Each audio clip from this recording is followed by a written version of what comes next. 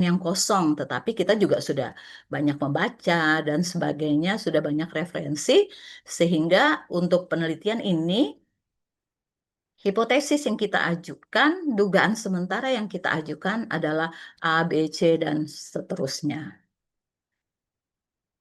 Dan logika ini ada terbagi dua. Ada logika deduktif, ada logika induktif. Kalau logika deduktif ini berpikir dari hal yang umum ke khusus. Berpikir dari hal yang umum baru yang khusus. Cara umum dulu baru dia lebih mengerucut gitu ya. Nah, jika premis benar, maka kesimpulan pasti benar. Ini untuk logika deduktif. Nah, contohnya di dalam ilmu lingkungan misalnya, premis mayornya semua polutan merkuri bersifat toksik bagi sistem saraf. Premis minor, limbah cair dari industri baterai X mengandung merkuri. Kesimpulannya, limbah cair dari industri baterai X bersifat toksik bagi sistem saraf. Nah, keterbatasan dari logika deduktif ini adalah kesimpulan hanya sevalid premisnya. Kalau premisnya sudah tidak valid atau salah, ya, maka itu akan salah juga, menyebabkan kesimpulan kita tersesat gitu ya, tidak lengkap, bahkan bisa menyesatkan. Itu untuk logika deduktif. Jadi dia dari umum ya, dari umum, dari yang besar sampai yang kekhususan. Tapi ya memang ya punya keterbatasan gitu ya. Bisa menyesatkan apabila apa namanya, premis kita kurang tepat atau salah. Yang kedua, logika induktif. Berpikir dari hal-hal khusus menuju kesimpulan umum. Jadi dia sebaliknya dari logika deduktif. Jadi induktif itu dia dari yang khusus dulu, baru dia kepada umum. Nah, bentuknya ini kesimpulan memiliki peluang kebenaran, tetapi tidak pasti. Contoh dalam ilmu lingkungan, misalkan saja pengamatan di 50 sampel sungai yang melewati daerah industri Y memiliki kadar logam berat tinggi, sehingga kesimpulannya, hipotesisnya, aktivitas industri Y berkontribusi terhadap pencemaran logam berat di sungai. Nah, keterbatasannya, problem of induction-nya, ini menurut David Hume, kita tidak pernah bisa mengamati semua kasus, sebuah temuan yang bertentangan, ini satu sungai bersih, dapat menggugurkan kesimpulan umum. Ya, ini jadi kita berbicara satu aja, tetapi kita tidak berbicara secara keseluruhan. Nah, ini juga keterbatasan dari logika induktif. Ya, jadi dia berpikir dari hal yang khusus ke umum, tapi kalau logika deduktif ini dari yang umum ke khusus. Ini memiliki kelebihan dan keterbatasan masing-masing. Yang ketiga, sarana berpikir yang ketiga adalah matematika. Nah, matematika yang keempat, statistika, adalah bahasa yang memampukan ilmu pengetahuan untuk menjadi kuantitatif, prediktif, dan lebih objektif. Karena matematika adalah bahasa alam semesta yang ringkas dan presisi. Dia memungkinkan perumusan teori dan model yang elegan, misalkan model pertumbuhan, populasi, ya kan, kemudian model dispersi, polutan, ya seperti itu ya. Misalnya model pertumbuhan pohon ya, antara tinggi dan diameter bisa kita hitung. Kemudian, nah fungsinya ini membuat prediksi kuantitatif yang dapat diuji. Itu matematika. Sedangkan statistika ya untuk menangani keragaman dan ketidakpastian. Nah, jika logika induktif adalah mesinnya, maka statistika adalah bahan bakarnya. Nah, statistika ini adalah matematika yang khusus menangani data variasi dan probabilitas. Fungsinya di dalam ilmu lingkungan atau ilmu pengetahuan melakukan desain penelitian. Ini membantu menentukan ukuran sampel. Melalui statistika, kita akan dibantu menentukan ukuran sampel. Kita bisa membahasakan dalam statistika sampelnya, kemudian yang representatif dari sebuah populasi yang sangat besar, misalnya berapa sampel tanah yang dibutuhkan untuk mewakili suatu das misalnya, atau berapa jumlah pohon dapat kita hitung untuk mewakili satu misalnya kawasan, ya kan? Kemudian deskripsi data, menyederhanakan data mentah menjadi informasi yang bermakna, ya, mean, median, ya, standar deviasi, visualisasi grafik, gitu. Kemudian fungsi lainnya dari statistika adalah eferensi. Eferensi ini menarik kesimpulan tentang populasi berdasarkan data sampel. Dan ini adalah jembatan antara logika induktif dan pembuktian ilmiah. Eksplorasi hubungan ini mengidentifikasi korelasi antara variabel, hubungan antara suhu udara dengan laju evaporasi transpirasi misalnya, menggunakan analisis regresi. Nah, di sini kita menggunakan sarana berpikir secara statistik untuk mendukung kita bagaimana cara mendapatkan misalnya sampel, mendesain penelitian kita, mendeskripsi data, gitu ya, mengeksplor misalnya hubungan apa yang akan kita lakukan sehubungan dengan riset kita. Nah, sarana yang dibutuhkan adalah sarana statistika. Ini contoh aplikasi dalam penelitian disertasi. Jadi dalam penelitian disertasi, ketika kita sudah mendapatkan suatu kenapa kita menentukan judul misalnya ya, kalau kita misalnya tugas akhir kita mau disertasi, karena sebagaimana awal saya sampaikan bahwa tugas akhir ini tidak saja disertasi, tapi bisa publikasi, bisa prototype, gitu ya. Prototype, siapa tahu Bapak Ibu menemukan formula atau menemukan strategi, model seperti itu yang bisa dipatenkan, gitu ya.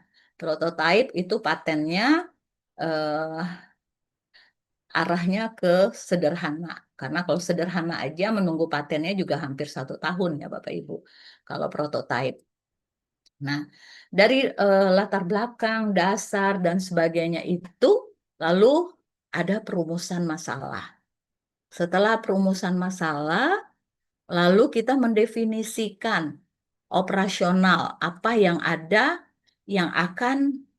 ada hubungannya di perumusan masalah. Misalkan saja kita mau melakukan penelitian tentang misalnya peran hutan terhadap misalnya emisi bukan serapan daripada karbon misalnya. Berarti hutan itu kita definisikan secara operasional, hutan adalah supaya menyatukan persepsi. Kemudian serapan karbon itu apa? Dan sebagainya. Itu menggunakan sarana berpikir ilmiah adalah bahasa. Selanjutnya berdasarkan definisi operasional, lalu muncul kerangka teoritis. Ada kerangka konseptual ya dalam penelitian itu ada berupa eh, matrik gitu ya yang kita tentukan berdasarkan kerangka teoritis yang kita baca berdasarkan beberapa referensi. Nah, ini menggunakan eh, logika dalam kita berpikir. Selanjutnya, dari kerangka teoritis, kemudian sudah muncul nih novelty-nya, ya kan? Novelty-nya apa sih yang kebaharuan ilmu apa yang kita tawarkan dari riset yang kita akan buat, ya kan? Nah, dari situ lalu tentunya untuk memperolehnya kita perlu nih apakah pemodelan, apakah pengumpulan data gitu ya. Nah, pengumpulan data ini kita menggunakan sarana berpikir matematika atau statistika. Bagaimana cara mendapatkan data, ya kan? Bagaimana cara menganalisisnya, menentukan sampel, populasi sampel. Nah, kita menggunakan sarana berpikir matematika atau juga sekaligus statistika. Sehingga lalu kita lakukan analisis inferensi. Di situ untuk mendapatkan interpretasi dan rekomendasi dari hasil rumusan masalah kita tadi. Rumusan masalah lalu memunculkan pertanyaan penelitian, biasanya untuk tingkat doktor minimal 3 pertanyaan, ya, pertanyaan risetnya minimal. Jadi tidak boleh kurang. Lebih bagus lebih daripada 3. Seperti itu. Itu ada aturan dan panduannya. Nah, pertanyaan reflektif untuk disertasi kita. Apakah definisi kunci dalam penelitian saya sudah operasional dan tidak ambigu? Misalnya, bagaimana struktur logika yang menghubungkan teori hipotesis dan temuan? Apakah metode statistika yang digunakan sesuai dengan sifat data dan pertanyaan penelitian? Kemudian bagaimana saya menangani ketidakpastian dan limitasi dalam penelitian? Nilai dan asumsi apa yang mendasari interpretasi saya? Ya, jadi saya ulangi, apakah definisi kunci dalam penelitian saya sudah operasional? Sudah tepat nggak? Umum nggak ya? Apa yang saya sampaikan ini? Misalkan saja saya mendefinisikan misalnya hutan. Apakah itu sudah umum definisinya, operasional? Jadi bukan kita yang membuatnya, tetapi juga menggunakan literatur dan referensi. Kemudian bagaimana struktur logika yang menghubungkan antara teori hipotesis dan temuan. Biasanya kita juga melihat temuan-temuan yang penelitian sebelumnya. Nah, nanti di dalam penulisan disertasi ada ya nanti penelitian-penelitian terdahulu. Sehingga dari penelitian-penelitian yang terdahulu muncul apa kebaharuan dari penelitian kita. Bukan kebaharuan penelitiannya, tetapi kebaharuan ilmu yang kita dapat, gitu ya. Jadi berbeda. Penelitian yang baru, ya kita mengatakan kebaharuan penelitian, iya Bu, karena penelitian ini belum dilakukan orang, bukan itu maksudnya kebaharuan, novelty yang dimaksud. Tetapi novelty yang dimaksud adalah kebaharuan ilmu.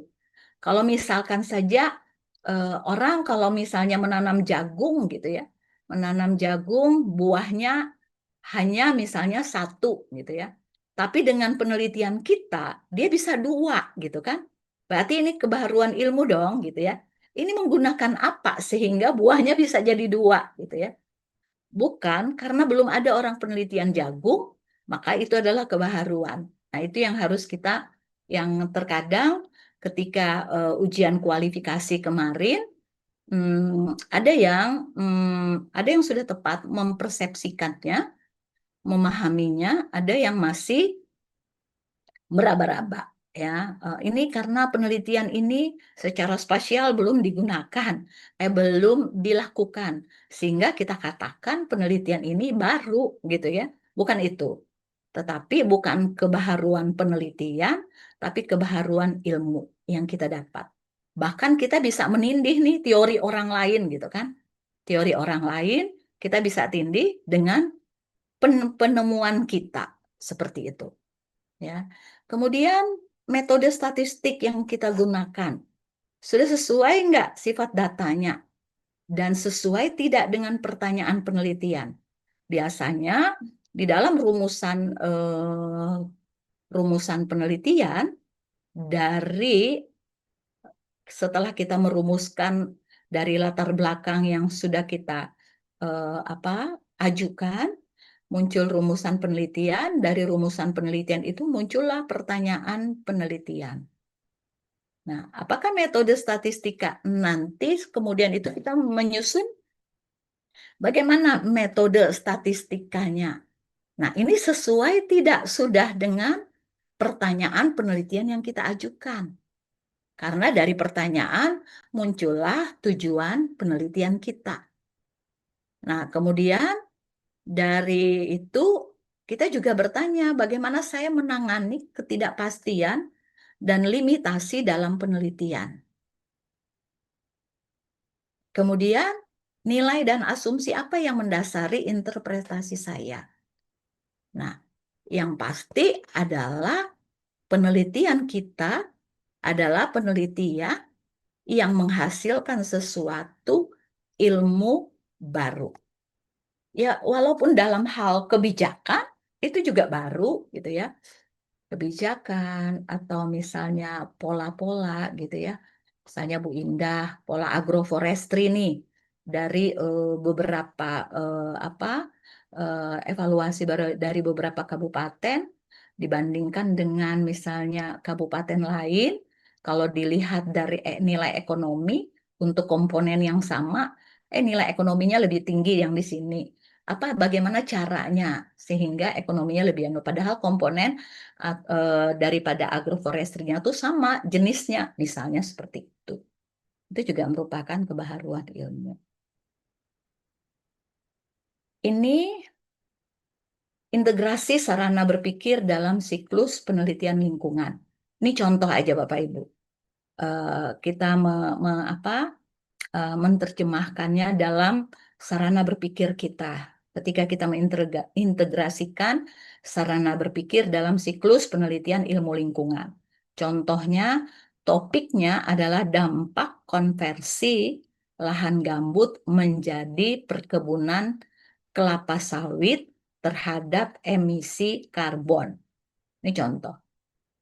Sarana bahasa, sarana penelitian, sarana berpikirnya untuk bahasa adalah peneliti mendefinisikan dengan tepat apa itu lahan gambut, apa itu konversi lahan, apa itu emisi karbon, dan stok karbon.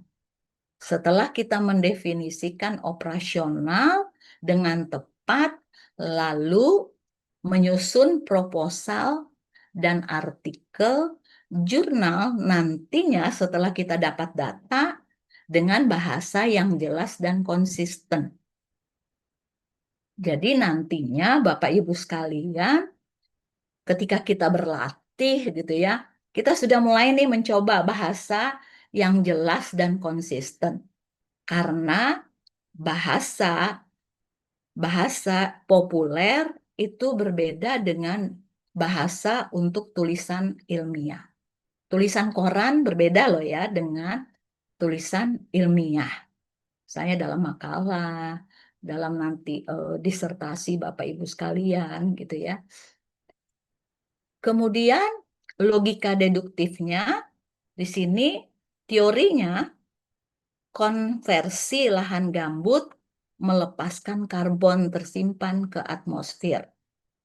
Dan hipotesisnya, perkebunan kelapa sawit di lahan gambut memiliki laju emisi CO2 yang lebih tinggi dibandingkan dengan hutan gambut primer. Jadi, ini hipotesis kita, logika kita ya, logika kita untuk mendapatkan apa namanya untuk eh, mendapatkan bukti apakah logika ini benar, tetapi kita menghipotesisnya juga bukan asal menghipotesis, tetapi ada dasarnya gitu ya, ada referensinya. Tapi kita yakin gitu ya, perkebunan kelapa sawit di lahan gambut laju emisi CO2 lebih tinggi dibandingkan dengan gambut primer, misalnya seperti itu.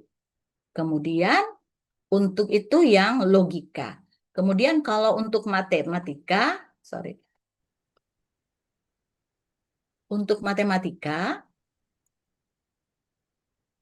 desain menentukan lokasi plot sampling dan replikasi secara statistik. Kemudian pengumpulan data itu menggunakan bahasa matematika, menggunakan cara berpikir ilmiah dengan matematika dan statistika. Karena untuk mendapatkan suatu hasil disertasi, ya kita dalam menentukan metode yang awal adalah kita menentukan lokasi plot sampling. Adakah replikasi? Kemudian pengumpulan data, mengukur flux CO2 dengan chamber, menganalisis kandungan karbon dalam laboratorium. Kemudian data yang dikumpulkan adalah angka-angka matematika. Kemudian kita lakukan analisis menggunakan statistika deskriptif, misalnya rata-rata emisi di setiap lokasi, dan eferensial, UJT atau ANOVA, untuk membandingkan apakah perbedaan rata-rata emisi antara kedua lahan tersebut signifikan secara statistik dan bukan hanya kebetulan. Dan kita membuatkan model empiris yang menghubungkan antara tinggi muka air gambut dengan laju emisi CO2. Ini menggunakan persamaan regresi. Nah, kalau tadi logika deduktif, induktif, dan bahasa, ini berdasarkan hasil analisis statistika yang signifikan, maka peneliti menarik kesimpulan induktif bahwa hipotesis terbukti. Lalu mengkomunikasikan temuan ini dalam disertasi dan jurnal dengan argumen yang dibangun berdasarkan logika dan didukung oleh data kuantitatif.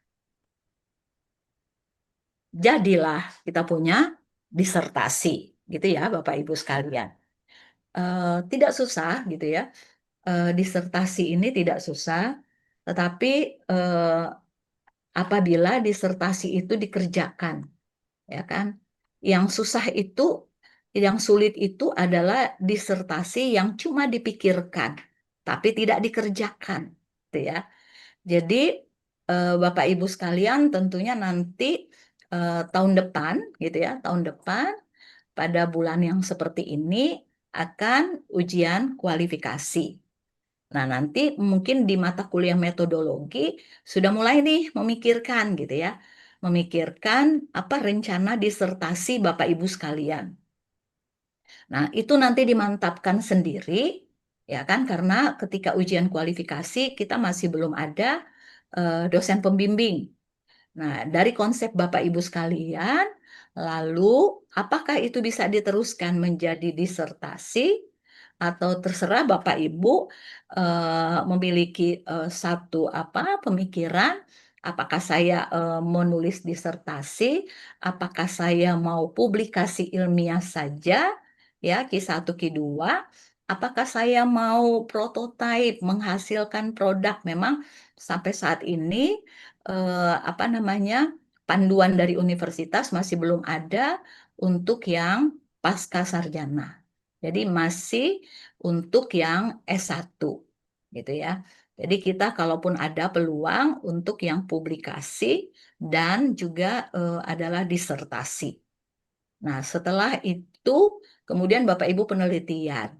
Penelitian, kemudian ya Bapak Ibu di anggapannya sebelum semester 6, pas masuk di semester 6, kalau Bapak Ibu sudah memenuhi syarat, bisa mengikuti ujian tertutup dan ujian promosi seperti itu. Jadi sesuai dengan kurikulum kuliahnya 2 semester, kemudian 1 tahunnya penelitian, kemudian tinggal ujian dan seterusnya. Seperti itu, Bapak Ibu silahkan. Oh ya, sebelum sambil kalau ada yang mau kita diskusikan bersama, saya punya tugas, Bapak Ibu. Bisa kelihatan, Bapak Ibu? Bisa, Bu. Ya, jadi tugas kita tentukan satu artikel ilmiah dari jurnal terakreditasi tentang isu lingkungan, lalu kita melakukan analisis kritis menggunakan 4 sarana berpikir ilmiah dalam artikel tersebut. Kita identifikasi kekuatan, kelemahan, serta rekomendasi perbaikan. Mungkin dari bahasanya, bahasa operasional tidak konsisten, atau mungkin dari penggunaan matematika dan statistiknya kurang tepat misalnya. Tapi jarang ya kalau artikel jurnal yang terakreditasi, tapi bisa juga seperti itu gitu ya.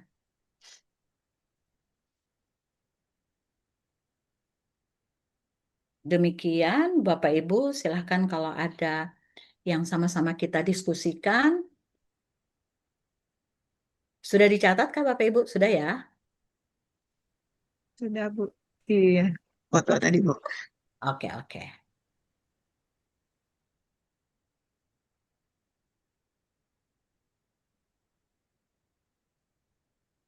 Oke, silakan Bapak Ibu kalau ada yang mau menambahkan atau mau kita diskusikan bersama, mari kita diskusikan bersama gitu ya.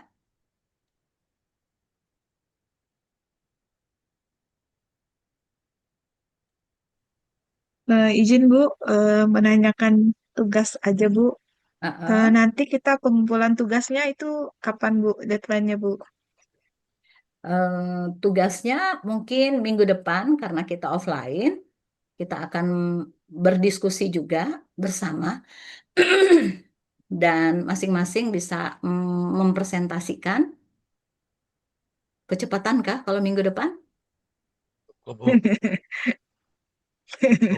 Itu Saya izin, masih, Bu. ya, Itu jurnalnya harus gimana, Bu? Harus Scopus atau gimana, Bu? enggak, Yang enggak. Eh, terakreditasinya, Bu? yang penting artikel aja deh, nggak usah yang Scopus segala macam tuh nggak usah.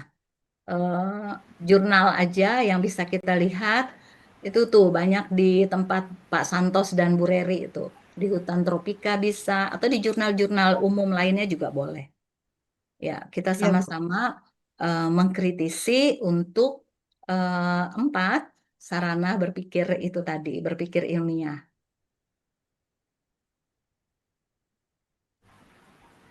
Kalau bisa 2 minggu, Bu. Ya, Kalau boleh nawar ngumpulin 2 minggu, Bu. Karena minggu depan ini kan kita ngumpul tugas yang satunya itu ya harus seminggu. kumpul Kalau tugas dari ada Prof. mata Bambang kah? rasanya seperti itu, Bu. Oke, boleh.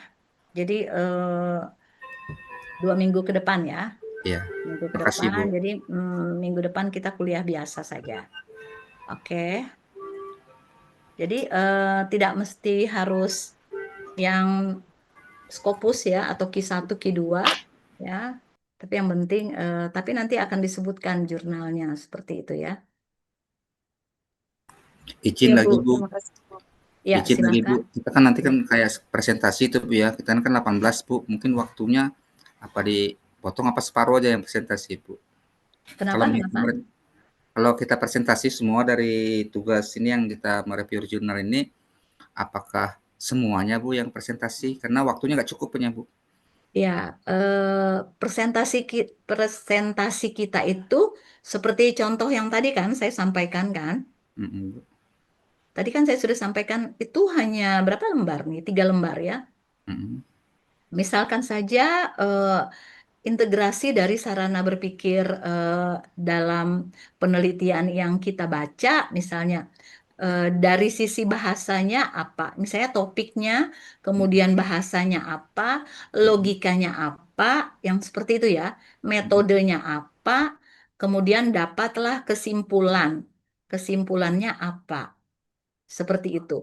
Dan kita mengkritisinya, apa kekuatan dan kelemahan dari jurnal itu, gitu ya. Dari jurnal itu, apa kelebihannya atau kekurangan dan kelebihan dari jurnal tersebut. Bu Johanna izin Bu, Ya, kita bisa memberikan rekomendasi misalnya perbaikan. Oh, ini seperti ini gitu.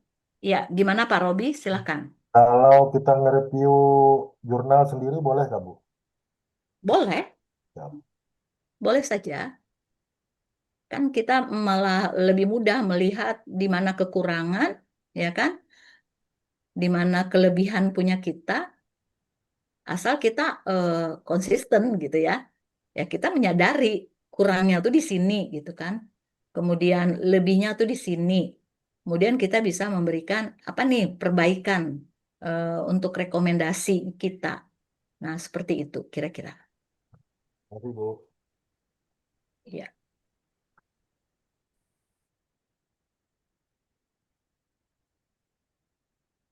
Masih ada lagi Bapak Ibu?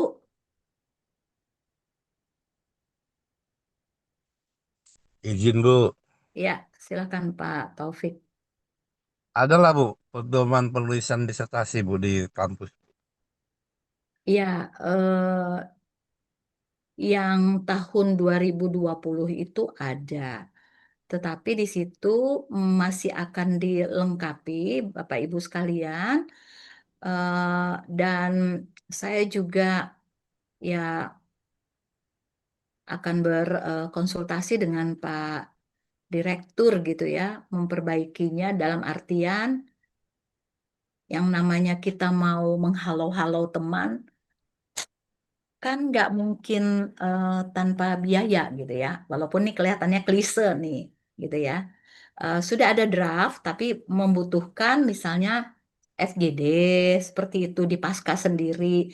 Nah, itu yang saya menunggu difasilitasi oleh Wakil Direktur 1. Tetapi nanti kalau sudah clear konsepnya, tapi masih draft, itu bisa aja nanti.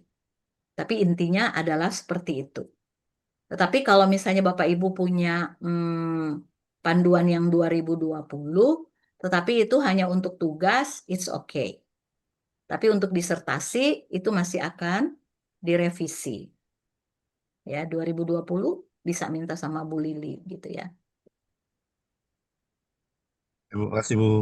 Iya, iya Pak Taufik. Jadi memang waktu apa kemarin kualifikasi ya, kualifikasi itu Bapak Ibu sekalian itu terjadwal. Terjadwal dalam artian kita masuk semester 3 kita sudah ujian kualifikasi. Karena menjadi satu tradisi bagi mahasiswa S3 gitu ya. Setelah selesai kuliah lalu ditinggalkan. Ya, ditinggalkan nanti kualifikasinya 2 tahun ke depan atau nanti tahun berapa seperti itu ya. Nah, itu yang terjadi ini ada nih dari ya nggak usah saya sebut lah. Jadi baru nyadar gitu. Dia bayar aja terus gitu ya UKT. Nah, seperti itu sehingga dari prodi menjadwalkan karena tidak ada halangan kan gitu ya. Karena kalau untuk makalah draft misalnya untuk usulan penelitian itu sudah kita belajar dalam metodologi ya kan. Bagaimana cara membuat latar belakang, walaupun kita semua sudah pasti tahu lah ya, kita sudah menyusun tesis gitu.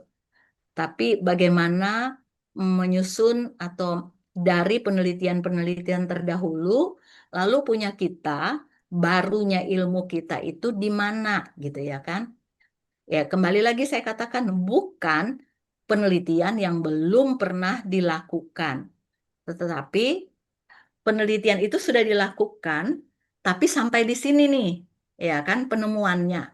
Dengan adanya penelitian saya melakukannya melebihi daripada peneliti terdahulu, misalnya seperti itu.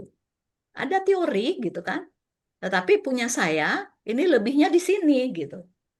Nah, itu nanti ada bab khusus, itu penelitian terdahulu namanya.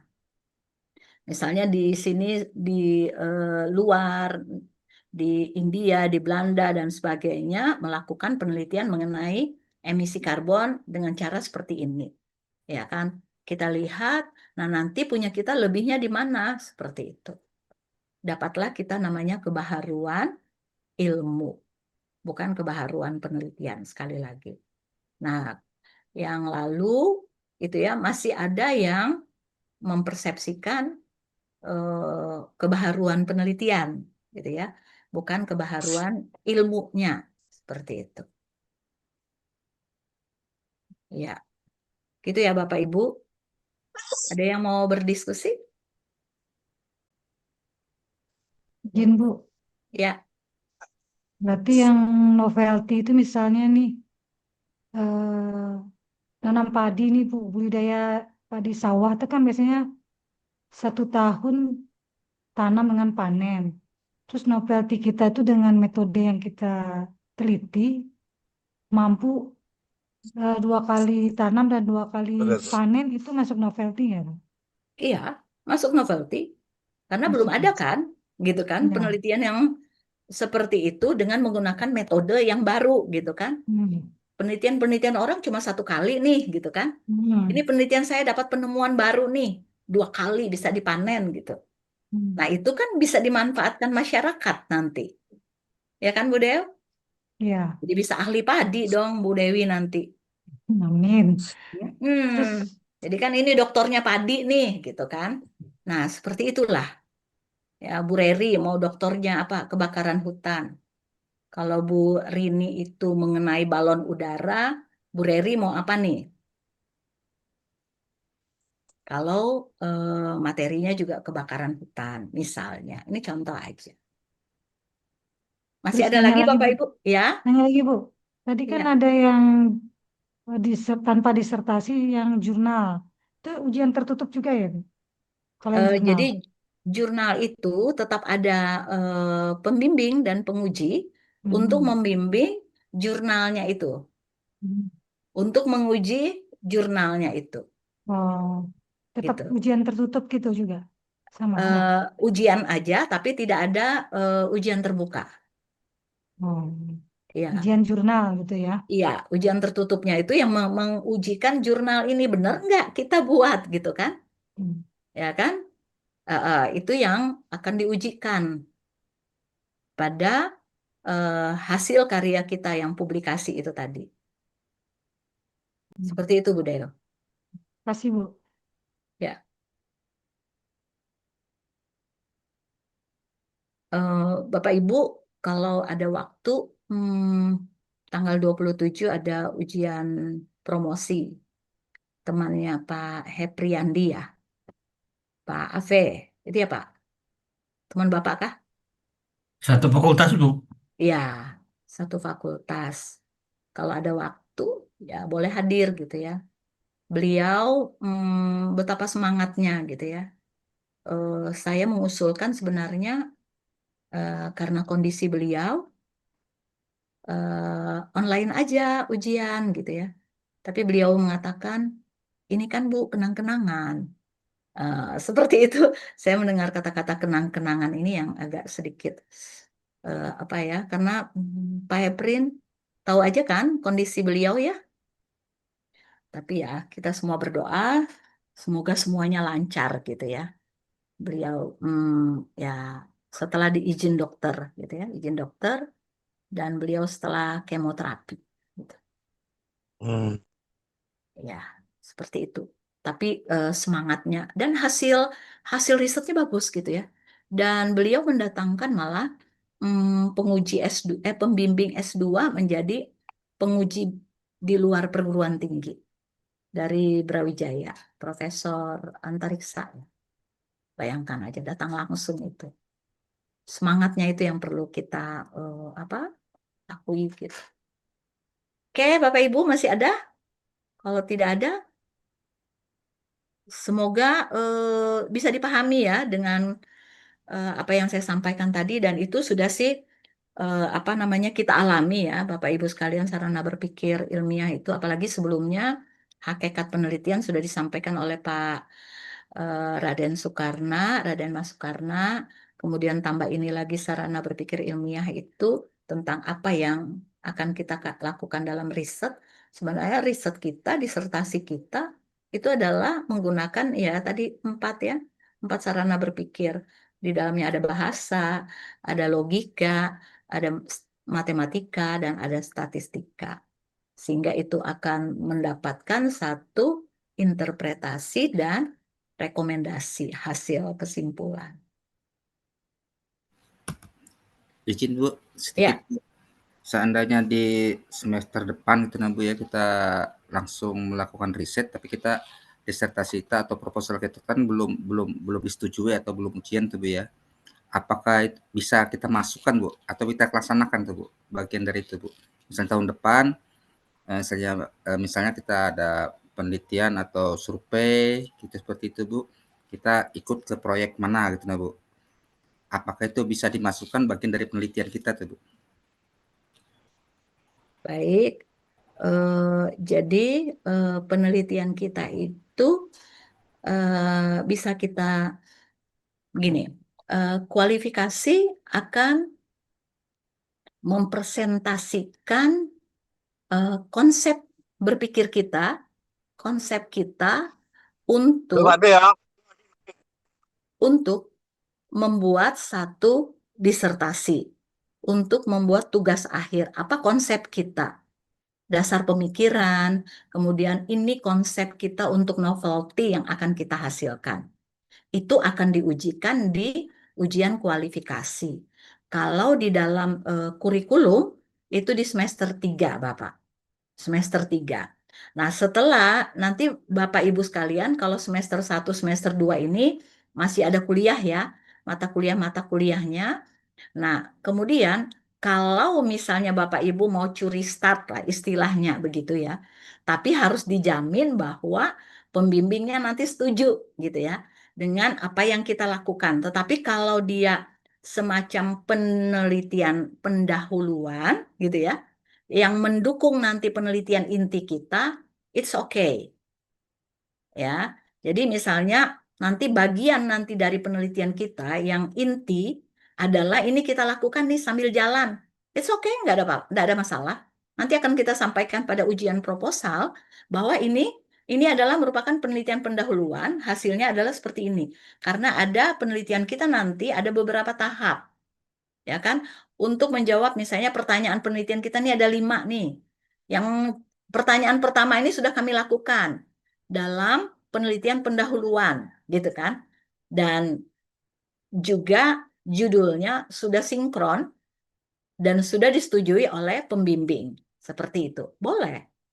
Tetapi kalau misalnya untuk kita misalnya mau seminar, mau ujian kualifikasi, itu nanti di semester 3, Pak.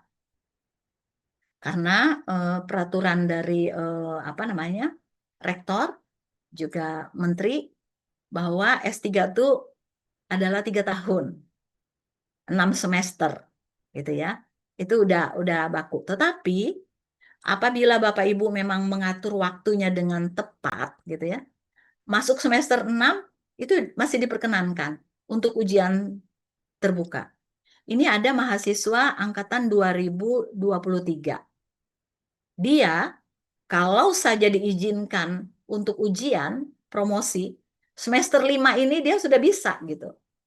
Tapi saya tidak izinkan karena aturan kita nggak bisa. Kalau dia masuk di semester 6, boleh. Artinya kan dia sudah menempuh di 6 semester. Jadi di semester 6 dia bisa ujian terbuka. Karena dia udah selesai. Dia punya artikel sudah terbit, dia sudah ujian tertutup, hanya tinggal dia ujian terbuka.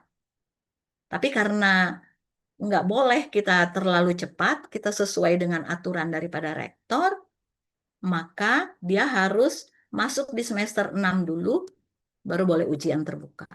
Nah, kalau Bapak Ibu bisa mengatur waktunya seperti itu, gitu ya Pak Wendy, pasti masuk semester 6 udah ujian terbuka, seperti itu. Gitu Pak Junadi. Kalau penelitian, silahkan. Kalau penelitian pendahuluan. Tapi izin penelitian itu akan dikeluarkan setelah ujian proposal.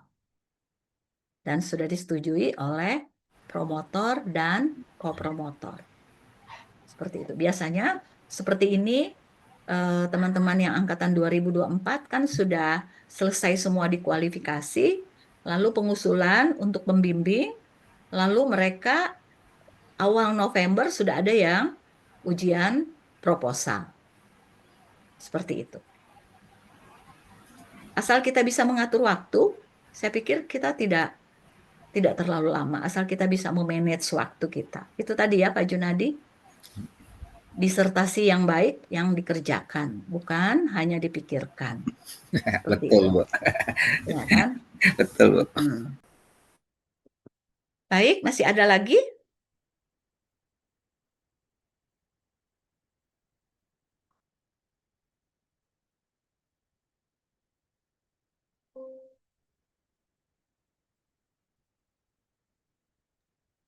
Oke, kalau sudah tidak ada lagi, saya akhiri. Selamat malam, selamat beristirahat, sampai minggu depan. Malam Ibu. Selamat malam, Bu. Terima kasih. Selamat malam, Bu. Selamat malam, Bu Indah.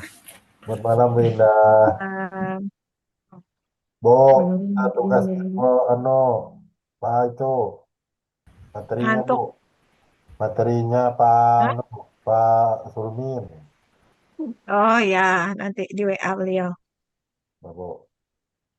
Semoga hari Sabtu ini online semua nah. Ya, Udah setuju. Offline. Pak. Offline, Pak. Aduh, aku ada dinas luar lagi, Bu. Aduh. Pak ini Pak Prof. Siapa nih? Kuras offline. Aduh. Pak Pak Sulmin Bu offline juga. Sulmin kayaknya Prof. Sulmin offline. Bu Bu tuh Yana offline. Siapa Oh, satu? Bu Jo tadi offline lah, Iya, terus Pak ini yang Pak Ardianur. statistik offline. Bu tiga. 4 Pak. Buat. Offline semua Berarti tuh. kita dari pagi Iya, mandi. Bawa Sampai bekal. sore. Aku bawa bekal sudah kayak kemarin kan. Bawa bekal banyak aku. Oh, Sudah di magic termos. jar, Bu Indah. gojek. Oh, magic jar, Bu Indah. Aku bawa kompak. Jadi kemana-mana. Ada aku. Langsung bawa masing-masing lah termos dengan Sibuk pakai pintu. Wih, apa yang dilihatnya? Wih, fokus benar. sudah aja aku nih penelitian aja aku isuk. Tulak dulu aku ke pulang pisau isuk. Awak lah dibikinkan. Makanya Bu. pindah ke Marang. Bu, awak lah diolahkan Kadang offline lewat. dengan online. Karena jual Nah, lewat. kalau sudah Pak Offline dengan Ardiano kan online ada tuh, tugas kah? Ada Ya, tugas Pak Dianor. Ada lagi? regresi Bu Dewi kita belajar regresi sudah les dengan kalian dulu.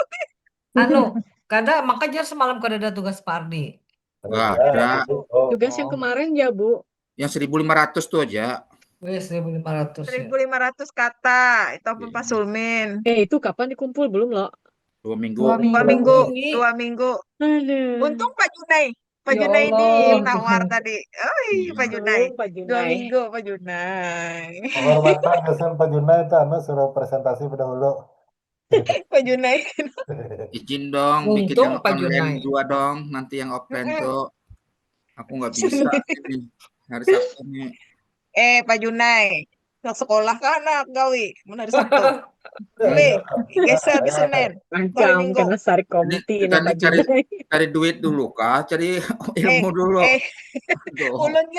ulunnya membatalkan ulun kemarin teweh gara-garanya offline. Oh, Kerugian juga, tapi kita nih mahasiswa. Letakkan Ya. semua gawian-gawian no. Jadi Senin aku berangkat. Aduh, terkejut aku. Bawa. Oh iya. Ayo ya, bakalan lo. Nah, Bunyi batir. petir sudah. Sanggup. Aja. aku Petir. aku ikutin lah berarti Petir, lah. petir, petir. Inaan. Yuk, Aja lah Pak Lah, selamat izin malam lab ya. lah. Oh, Petir iya. nangri banar. Klop terus dari tadi Ya, nah, selamat ngantuk. malam. Sehat selalu ya Dula. Ih, petir, Assalamualaikum. lip. Izin pulang. Pada Pak Junain cari duit terus. Apa pusing kamu? Kalau saing kamu nih. gasan bini buat Kesan traktir makan ya. limit Kesel ngapel Ya. nih. Ya udah.